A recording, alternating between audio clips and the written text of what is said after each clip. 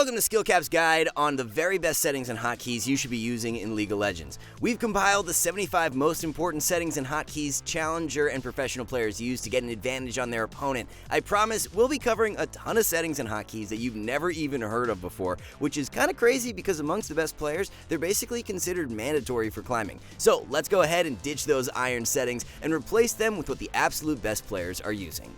Before we get into it though, if you want to improve fast and get the rank you've always wanted, then there's nothing better than skillcap.com. We take the highest priority skills you need to learn to climb ranks fast, such as wave control, and then break it down into a step-by-step process of bite-sized 1 to 2 minute videos that are easy to understand. So while you wait for your next game to start, you can learn freezing, fast pushing, slow pushing, bouncing waves, the list goes on, all in just a few minutes to maximize your improvement rate. These courses have been getting 5-star ratings from all of our users, raving at how helpful they are. And that's not all though, as every week we release 10 brand new Smurf commentaries where a challenger player teaches you how to climb out of the exact rank you're stuck in. You can even ask them any questions you have and you'll be guaranteed to receive a personalized answer. If you're looking for something even more personal instead, then we got you covered with one-on-one coaching from our trained challenger experts. All this seemed too good to be true? Well, don't worry, we're backed by a rank up guarantee. If you don't significantly improve while actively using SkillCap, then you get your money back, no questions asked. So what are you waiting for? Click the discount link in the description below and get the rank you've always wanted. Alright, now let's get into the guide. Let's start with one of the most important sections first, video settings. Here's what League looks like with default settings enabled. Check out my FPS in the top right corner. Here's what League looks like with the settings you're about to learn. Yeah, way higher frames per second. Here's the thing, so many players have their video settings completely wrong, giving them slower reaction times, less accuracy, and putting them at a disadvantage. The most important thing to consider is that if you want a competitive edge in video games, to put it simply, you want the maximum amount of frames per second possible. This is because FPS represents how often the information on your screen is updated with what's actually happening in the game. The lower the FPS, the less frequent visual information is being updated, resulting in it being much harder to react to, well, pretty much everything. So with the goal being to get maximum amount of FPS possible, let's jump into it, starting with optimizing our Windows settings. The first thing you want to do is go into your Windows search bar and type Power Plan and click Choose a Power Plan. Make sure you have High Performance selected. Next, go back to the Windows search bar and type Game Mode. Make sure Game Mode is to On. This will optimize your PC for games. Then in the menu on the left-hand side, click Xbox Game Bar. Make sure to turn this off as it will only serve to take system resources away from your game, lowering your FPS. Next, go back to your Windows search bar and type Graphics Settings. Open it and make sure you have Hardware Accelerated GPU scheduling turned on. This will reduce your latency and improve your FPS. Now that we have Windows optimized, for those who have Nvidia graphics cards, we want to optimize that next. Right-click on your desktop, select Nvidia Control Panel. From there, select Adjust Images Settings with Preview. Select Use My Preference Emphasizing. Then drag the bar to Performance. After this, select Change Resolution from the left-hand side. It is here we want to make sure our monitor is set to its max refresh rate. Your monitor's refresh rate is the number of times your monitor updates new images each second. Most monitors are 60 Hz, meaning they update 60 times per second. A simple way of understanding the relationship between your monitor's refresh rate and in-game FPS is the following. Let's say you had 300 FPS in-game. If you have a 60 Hz monitor, then you can only see 60 of those frames per second since your monitor can only update 60 times a second. The same problem exists in the opposite scenario. If you had 60 FPS in-game and a 144 Hz monitor, then even though your monitor updates 144 times a second, you're only getting 60 frames per second in-game. Essentially, both your monitor's refresh rate and FPS can limit you. You want both as high as possible. Also, a lot of players actually have monitors with a high refresh rate, but haven't enabled it as the higher refresh rate isn't enabled by default. I'm looking at you, Hector. This is why you want to go to the Change Resolution tab in the Nvidia Control Panel. Select the monitor you play League on, and select the refresh rate as high as possible. It's worth noting that you may be playing on a high definition resolution and it's limiting your refresh rate. For example, you can see if I select 1920 by 1080 under the high definition category, it limits my refresh rate to only 60 Hz. I have to go under the PC category and select 1920 by 1080, which is my monitor's native resolution, to unlock my monitor's highest refresh rate, 240 Hz. Alright, and moving on, we have a couple of less known optimizations you can do to your League client. You want to go to your main League of Legends folder. Most are found under the C drive, then Riot Games, then League of Legends. From here, scroll down until you see leagueclient.exe. Right-click and select Properties, then go to Compatibility and select Disable Full Screen Optimizations. Then click Change High DPI Settings and select Override High DPI Scaling Behavior. Make sure you have Applications selected from the dropdown. Press OK, then hit Apply and OK. These two settings are basically ways of increasing your performance without any kind of downside. Now scroll back up, select the game folder. From here, right-click leagueoflegends.exe.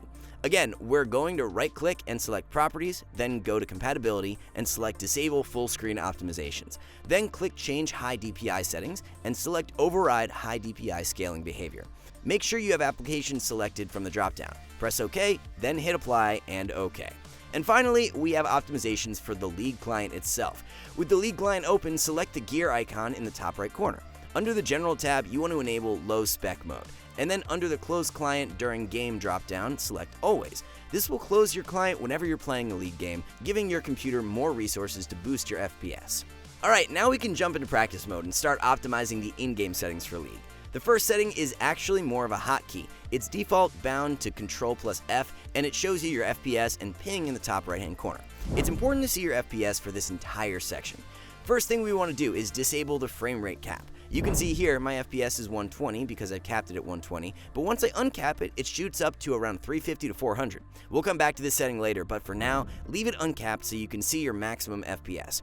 Next, you want to disable waiting for vertical sync. When this is enabled, it will cause input lag. Basically, it will make you react slower by delaying your inputs, and at the same time, it will cap your FPS to your monitor's refresh rate. We'll explain this all in more detail shortly, but disable it or else your FPS will be capped quite low.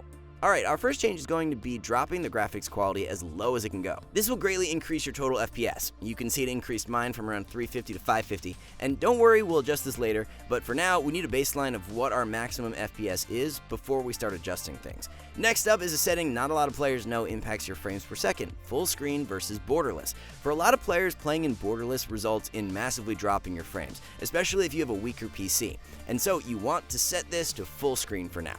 Next up is anti-aliasing. You want to disable this.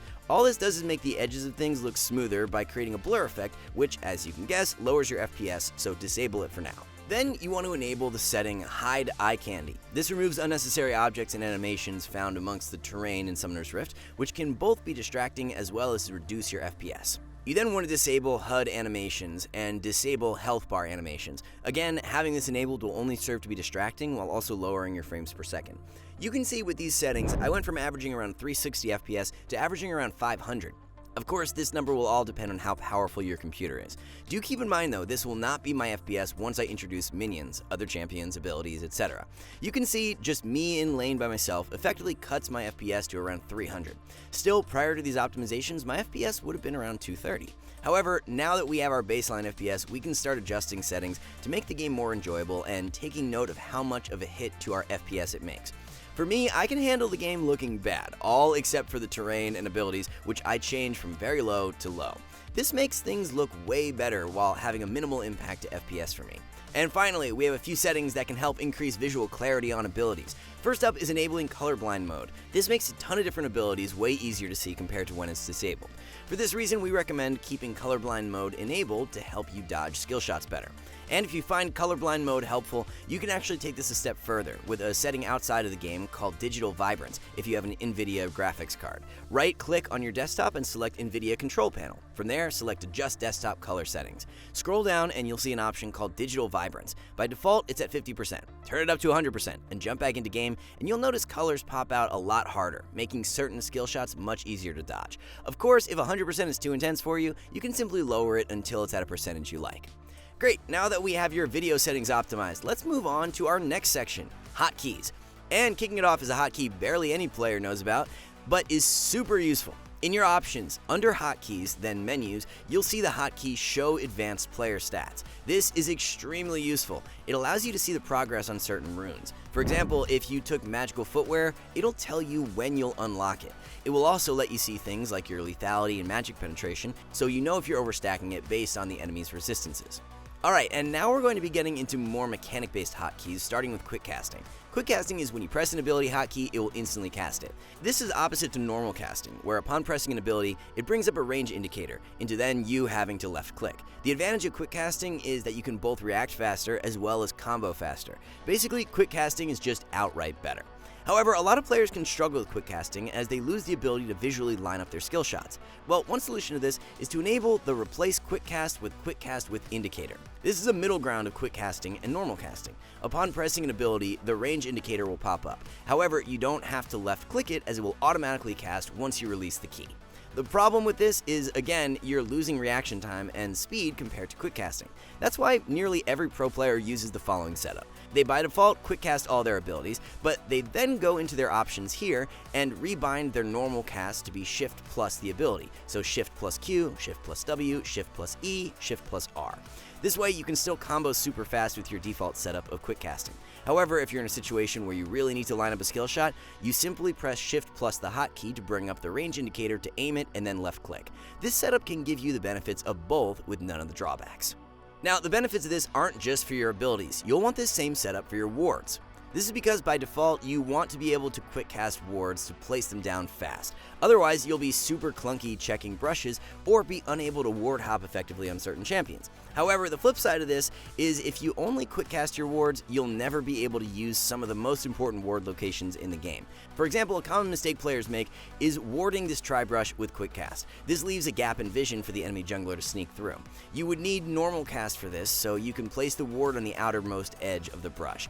Now, by default, you can place your wards down fast with quick cast, but using Shift along with the hotkey will give you the range indicator.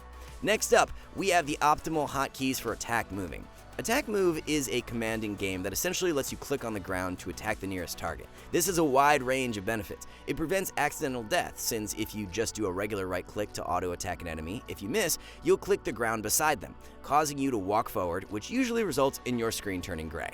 It's also necessary when face checking brushes to prevent you from getting brush juked. By attack moving into the brush, as soon as you see the enemy, you'll instantly auto attack them without having to actually click them. So by default, this is bound to your A key, so you press A and left click on the ground near your target. The problem with this is that it functions as an attack and move command. Its function is to attack the nearest targets in the direction you're moving towards. This can cause awkward moments, like hitting tanks that are in front of you when you don't want to, or hitting minions in between you and your opponent in lane when you're trying to trade. So, you want to go to your settings, then game, then select attack move on cursor. This changes how your attack move works. Instead of attacking everything in the direction you click towards, it'll now attack whatever is closest to your cursor when you attack move. This allows you to use attack move like the pros do, with precision, instead of just attacking the nearest hostile, which can cause countless problems. Next, go into your options, then interface, and enable show attack range. This will create a circle around your champion, showing your auto attack range when you press A. This is extremely helpful at making sure you're maintaining your maximum distance from your opponent. So with this setup, you can immediately see the value attack moving adds to our kiting. We can see our maximum auto attack range, we get a better mouse cursor that can make us more accurate, and if we do misclick the opponent, we'll still auto attack them anyways instead of walking forward. It is worth mentioning, this is by far the most popular method players use in both Challenger and Pro play. Speaking of attacking champions, the next setting we have is for those of you who have tried to execute a tower dive, only to constantly keep clicking the tower while trying to hit the enemy champion, only to be rewarded with a few sleepless nights. To remedy this, you'll want to use the Attack Champions Only keybind. It allows you to right-click without attacking the target area unless it is an enemy champion. This is perfect for clean tower dives, but more than that, it can also allow you to move into areas of the jungle you otherwise wouldn't, which can set up some nice plays and work very well on champions like Yasuo, who needs precise angles to slide through walls. Without Target Champions Only, he'd simply aggro the Raptor comps, but when using it, he can position accordingly. To set this up, go to keybinds in your settings, scroll down to abilities and summoner spells, and then create a keybind for Attack Champions Only. Now, when you hold down this keybind, your clicks will only attack enemy champions and nothing else. The main downside with this is that it's difficult to hold down another bind while focusing on other stuff, especially in tense moments like tower dives. Thankfully, there's a solution for this. Go to the Game tab in your settings and select Treat Target Champions Only as a toggle. Now, let's say you have your Attack Champions Only as X. You can press X once, it will toggle this setting on, and you'll only attack enemy champions. Then, when you press it again, it'll go back to normal. Alright, next up, we have the Stop command. The Stop command will stop your character from both attacking and moving. That likely doesn't sound too valuable, but it's a much bigger deal than you may be thinking. When your character auto-attacks, it sends out a missile, which takes time to travel to your target. This matters when last hitting. The skill evolved for last hitting is, of course, timing your attack to be the final hit it takes to kill a minion in order to collect the gold. What players don't realize is that the further away you are from a last hit, the longer your attack takes to hit the minion, making the last hit more difficult to time. A trick you can do with stop command is get really close to minions, then spam auto and stop command. When it looks like your next auto will get the last hit, you can stop pressing the stop command and let the auto go off. There's no travel time this way and makes last hitting minions much easier when you get the opportunity to use this tactic. Stop command is by default keybound to the letter S, which we recommend keeping since it's already in a natural position. Next up, we have the F keys. These will significantly improve your map awareness. Normally, you have to manually move your camera by clicking on the minimap in order to check on your teammates. However, by using your F keys on your keyboard, you can quickly cycle through all your teammates way faster. Now, the one thing we would recommend though is to rebind this slightly. By default, it puts yourself as the F1 hotkey, which is just a pointless way to start your F key cycle. Since you can already jump the camera to yourself using spacebar, we recommend rebinding this so your 4 other teammates are F1 to F4 instead. This way you can quickly cycle with F1 to F4 and hit spacebar to jump back on yourself. Or you can rebind it so F1 to F4 are your teammates and F5 is yourself, so you can hit F5 at the end of your F key cycle to jump back to yourself. Another popular alternative to this is to rebind it so that instead of using the F keys, you use ZXCV. The only thing unbinds is your Z key for chat history, which can easily be rebound to something else. This is a great setup if you find F keys very uncomfortable and hard to reach. Additionally, you should also set up a hotkey for the warded ping. This isn't enabled by default, so you'll want to go to your hotkeys tab, scroll down to communication, and set the quick enemy vision ping to anything you want. Instead of having to ping regularly and then type warded, you can now just use this ping to easily communicate with your junglers where they can gank from. Not only that, but regular pings aren't tracked in the chat, while the warded ping most definitely is. And this is a perfect segue into some chat hotkeys, which makes timing things way easier. Whether it's timing wards or the enemy's summoner spells, typing them out in chat and remembering them can be a pain. Next time you time your opponent's summoner spells, press Ctrl A to highlight and then Ctrl C to copy. Now you can Ctrl V to paste that whenever you want to remind yourself of their flash timers or to convey the timers to your teammates. You can go pretty crazy with this, where you Ctrl V to paste the last timer, type in a different player's summoner spell cooldown, then hit Ctrl A and Ctrl C to copy that. You can then constantly keep this updated by using Ctrl, Shift, and your arrow keys on your keyboard. Holding Control while tapping an arrow key lets you skip entire words. So for example, if I needed to remove the first timer, I hold Control, tap left arrow until I'm at the end of what I want to remove. From there, I hold Control plus Shift, and then tap left arrow until I've selected everything I want to delete. Press Delete, then hit Control plus A and Control plus C to copy the updated timers. Next up, we have the setting movement prediction. This became well known after famous pro players like Faker and Caps started using it. So what is it? Well, it basically makes you feel like you have zero ping.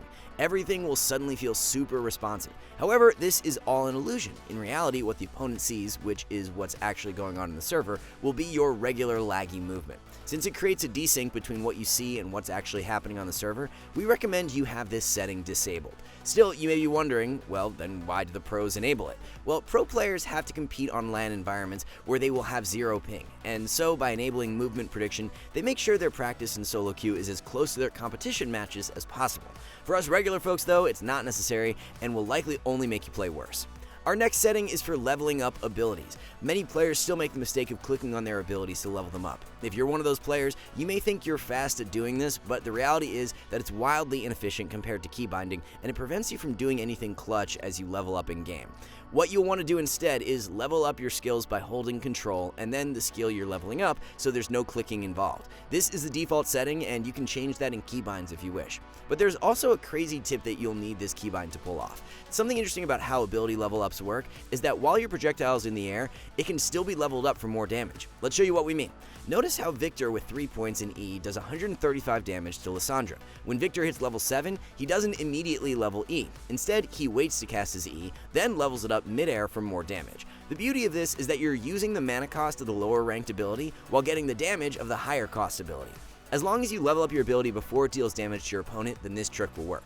The best players in the world like Faker definitely use this all the time, since if you do it consistently throughout the lane phase, then you can save a decent amount of mana, which may come in clutch later.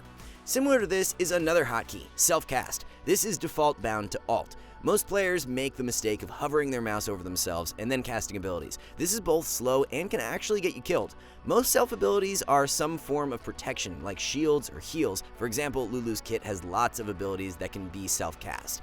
It also lets you combo self-cast super fast, allowing you to just hold Alt while pressing every ability you want to cast. Alright, and now moving on to our next section, we have in-game settings you need to be optimizing to get an advantage on your opponent. To give you a taste of what you'll gain from this section, here's what League looks like with default settings, completely cramped. This is what it will look like once you've optimized the settings we'll be going over. Way more field of view. And that's why our first optimization has to do with giving yourself maximum vision of the area around you. For example, almost no players know about this brand new setting. That's a massive help. In the preseason, Riot introduced team votes for objectives, which is great and all. However, there's one problem. It's often way too big, blocking your vision, and there's no way to move it. If this wasn't bad enough, if you accidentally right-click on the yes or no option, it won't count as a movement command. This is why we recommend you change this by going to Options, Interface, and reducing the Objective Planning Scale. We found 50 to be an ideal size. And speaking of things blocking your vision, a lot of players have the HUD way too big, and this will not only block your vision of what's below you, but also whenever you accidentally hover your mouse over your abilities, you'll bring up the tooltip blocking your vision even more. This is why all pros and challenger players reduce the HUD size to 0, as it gives you so much more vision to see what's below you. That's not all though. Another huge issue players have is with their minimap size. It's either way too small, causing them to be unable to see anything on the map, or it's way too big, blocking a giant portion of their screen, making you extremely vulnerable to being flanked. This is why we recommend setting the minimap scale to 65. Now, let's be honest, we know League has a giant issue with text chat in-game. Whether it's people blaming each other or being toxic, often games can feel more like chat rooms than an actual game, and that's why changing the default size of the chat window is a must. I mean, just look at the difference when you reduce it by half. And not only that, but most players don't know you can move the window by pressing enter, then holding down left click. This can allow you to make the text chat not only smaller, but also moving it to the bottom corner, making it far less distracting and increasing your focus. Additionally, you can also adjust the shop scale. A common mistake we see a lot of players make is they have their shop way too big. Players often open their shop while they're recalling in preparation to buy items as soon as they arrive in base. If your shop is too big, you won't be able to see anything around you, resulting in you getting caught off guard and dying. This is why we recommend lowering it so you can at least see around the edges of it. And while we're on the topic of unnecessary distractions, we recommend you turn off emotes. To do this, go to Options, Interface, and first turn off Emote Bubble Display. This will remove those distracting pop-ups on the corner of your screen when a teammate emotes out of your vision. Next, enable Mute Enemy Emotes. This will prevent you from being distracted and annoyed by enemies spamming emotes in lane. Additionally, set the emote size to small. This way, any teammates using emotes will block less of your vision. Another setting most players set incorrectly is their camera offset. So there are two main options, fixed offset or per side offset. To demonstrate this, let's lock our camera. Fixed offset will keep the camera dead center on your champion regardless of what team you're on, whereas per side offset will nudge the camera towards the enemy base. Now, it goes without saying, you shouldn't be playing League with a locked camera. Playing with an unlocked camera and using your mouse to pan the edges of the screen will always be the best way to play. However, even when you unlock your camera, whenever you jump back to your champion, which is default bound to spacebar, your camera offset will determine its location. For example, as you can see, if I was team fighting and was panning my camera and hit spacebar to jump back to me, with per side offset selected, I would lose vision of an enemy trying to flank me. That's why we recommended fixed offset, which is what the majority of the pros use, so your camera always puts your camera dead center. And speaking of camera panning, many people see this setting called smooth camera and assume it to be a good thing, but it's actually making your mechanics much worse. Having smooth camera enabled makes it so that when you pan your camera, it will gradually build up speed the longer you hold your cursor at the edge of the screen. Basically, it will make your camera panning inconsistent and inaccurate. You want to turn it off so that your camera panning is always moving the same distance and speed, letting you have more accurate control. Moving on, the next setting is notorious for getting you killed, and it's called mouse button drag scroll. When this is enabled, it makes your middle mouse button, upon being pressed down, start controlling your camera until you click it again. Most players don't realize they have this enabled, and so they'll be in a fight and suddenly their camera will start panning all over the place, not realizing it's because they accidentally pressed down their middle mouse button. That's why we recommend you disable this to avoid this happening to you. Now, as we mentioned, playing with your camera unlocked and mastering panning your camera is an essential skill if you want to improve at League. Let's jump back to that clip of Faker to break down just how important it is. To start this clip, his entire camera is panned below him. He's literally on the top of his screen, and it gives him so much more information on what's happening in front of him. As he moves forward, he nudges his camera back slightly so he can see his flank a bit better to his right. His team is winning the fight. The enemy is kiting away, so he pans his camera with his mouse a bit more forward as he chases. Now he's being turned on. You can see he nudges his camera up a bit since he knows he's probably going to need to kite back, and so needs to see a bit more behind him. As he kites back, he continues to nudge his camera back slightly. This is allowing him to have his camera still lean a bit more to the right where the enemies are to get maximum information. Watch how the enemy Galio starts to disappear below our camera. Faker immediately nudges the camera down to get a better view. Then, as soon as they turn the fight back onto the enemy, he starts nudging his camera in the direction he's moving, always keeping the camera slightly ahead of his champion. This is how he can play teamfights so well. He's able to see the maximum amount of information on what the enemy team is doing by panning his camera manually the majority of the time. Now, in order to make sure you can build proper muscle memory around camera panning, you need the right camera move speed. Head into practice mode. Nudge your camera so that your champion is in view at the bottom of your screen. You can just hit spacebar to reset and keep training yourself to nudge your camera in that sweet spot where your champion is at the edge of your screen. Now, if you nudge the top of your screen and your champion repeatedly disappears below your camera, you may want to try decreasing camera move speed in your options. The inverse would be if you nudge the camera and it barely moves up at all, you may want to increase the camera move speed. You want to keep practicing this until you're able to consistently keep your champion near the border of your game. This is how you know you've set the right camera move speed. On the flip side of that, we have the setting camera move on revive. Most players make the mistake of leaving this enabled as it's the default setting. This is not a good idea. For example, let's say a team fight is going on and you need to teleport in once you revive. Well, good luck with that. As soon as you revive, your camera will jump back to you in base, causing you to have to move your camera all over again to find the ward you were going to teleport to, losing you precious time. Another very important setting is the champion highlight on Champion Center. With all the new skins Riot releases, teamfights can often devolve into shiny particles and abilities covering your screen, making it hard to track where you are. With champion highlight on Champion Center, when you center your camera default bound to spacebar, you'll get a circle highlighting your champion, along with an arrow pointing down at you. This way, whenever you lose track of your champion, you just press spacebar to find yourself. Another setting that helps with spotting champions is called Show Target Frame on Attack. We recommend you enable this, as it will create a red highlight over whatever target you're currently focusing with auto attacks. This can be helpful at better identifying who you're actually damaging in a chaotic teamfight. And speaking of auto attacks, one setting that can be really useful for laners is a setting simply called Auto Attack. By default, this is enabled, and it means that at the end of movement commands, you'll automatically begin auto-attacking the nearest target. Although on the surface this may sound useful, it's a big reason why people suddenly take tower aggro. For example, if you go to move into tower range and then someone crowd controls you, well, when you have this enabled, you'll immediately start auto-attacking them, pulling tower aggro. Amongst pros though, this is player preference on whether they enable or disable this. The only exception are junglers, where you definitely want this enabled, as it allows your champion to automatically auto-attack the next nearest monster after you've killed one, allowing you to use your camera for scouting while still damaging the camp. The next setting is incredibly important that you have enabled, and it's called Enable Line Missile Display. When this is disabled, you'll only get a circle showing the ability's radius. When you enable it, you'll get a more accurate representation of the ability and how it will be released, making landing skill shots way easier. You should also enable Show Loss of Control UI. This will give you a massive advantage, as it will give you a bar over enemies' heads whenever they're crowd controlled. Without it, you won't know the exact moment your crowd control will expire. This prevents you from stacking crowd control at the same time. Instead, you can time your crowd control to land the second the other ends, chain CCing them. The next setting we highly recommend is Champion Names. This will turn on all names above enemies and allies to their respective champions. With how many skins there are, it can be quite confusing and very easy to mistake one champion for another, which this setting prevents. Additionally, you'll want to enable Show Spell Costs. This will show you the mana cost of your abilities on your HUD, so no more flashing trying to kill an enemy only for you to be out of mana. With some quick maths, you can know when you have exactly enough mana to land the combo needed to kill the opponent. And while we're talking about abilities, you should also turn ability cooldowns to minutes and seconds. This will make it far easier to tell the cooldown of your abilities at a glance, instead of having to convert seconds to minutes.